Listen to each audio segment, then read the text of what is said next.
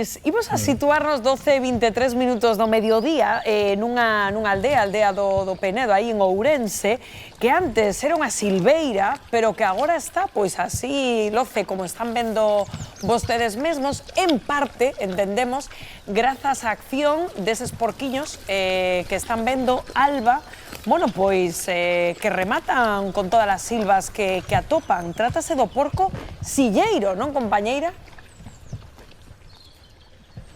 Así é, xa vedes que aquí son eles os que traballan as leiras, son, Juan, case o último modelo en desbrozadoras, non? Sí, isto é unha desbrozadora automática. Tedes aquí o pueblo super contento porque está todo ben limpiño, eles tratan de limpar toda a finca, non? Sí, aquí no pueblo son 500, bueno, máis de 520 fincas que cederon a xente do pueblo para que lles limpiaran.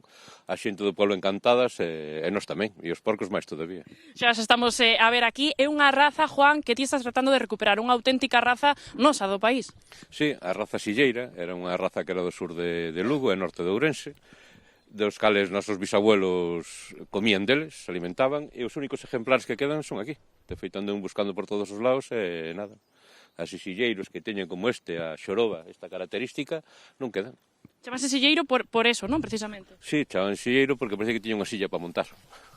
E que é o máis típico? Por que son tan importantes para ti recuperalos? É un mamífero noso daqui galego, unha carne única no mercado que podemos comercializar sin competencia de outro lado. O sea, porco duroc e porcos de outros lados hai os catalanos e americanos, temos que potencialo noso. Pois sí, eso é verdad. Estamos a ver, bueno, como levantan toda a erva. É moi importante tamén para ti recuperar esa alimentación tradicional deles, non? Sí, o sea, este é un porco pasteiro e despois o alimento característico dos porcos de Galicia era a naviza, o grelo, e despois o millo corvo. E hai que alimentalo, non só é o animal característico, sino recuperar esa alimentación que era como se alimentaban fai 200 anos, 300 anos, non sei canto, non? O sea... Supoño que tamén un pouco o que pillan, non? Landras, as castañas, dicíasme antes tamén a importancia tamén de darlle un pouquiño de cereal. De feito, xa víamos antes que se lanzaban o pan. Sí, no, estos que comen de todo, rillan, son de bon dente, igual que os galegos. Supoño que eso tamén se traduce despois no sabor e na calidade da carne, non? Sí, ao comer erva, estos pastos, pois é unha carne máis infiltrada, son grasas insaturadas. Cando ven agora a primavera, é un porco pasteiro, de feito, falando con xente de máis de 90 anos que se lembran de pequenos que levaban estos porcos coas vacas a pacer aos prados.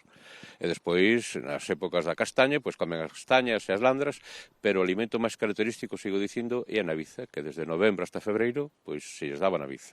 Pois que mellor que coman un produto típico galego e o noso porco galego, compañeiros, e xa vedes que por aquí Juan está tratando de recuperar e de poñer en valor este porquiño tan bonito, o porco silleiro. Claro, Alba, alimentanse tan ben que logo, efectivamente, así están traballando arreo nas terras. Por certo, que para promover, efectivamente, o seu coidado, que a xente non as abandone, hai un instrumento que é o Banco de Terras. Como funciona, Bernardo? Pois atendede, Rocío, porque a mellor tamén moitos espectadores descoñecían da súa existencia. É unha ferramenta que busca evitar o abandono das terras e poñelas a disposición de quen as precise. Este banco de terras fai como de mediador, non? Entre quen queira ou necesite unha terra e quen a teña e non lle dea un uso nin agrícola, nin gandeiro, nin forestal.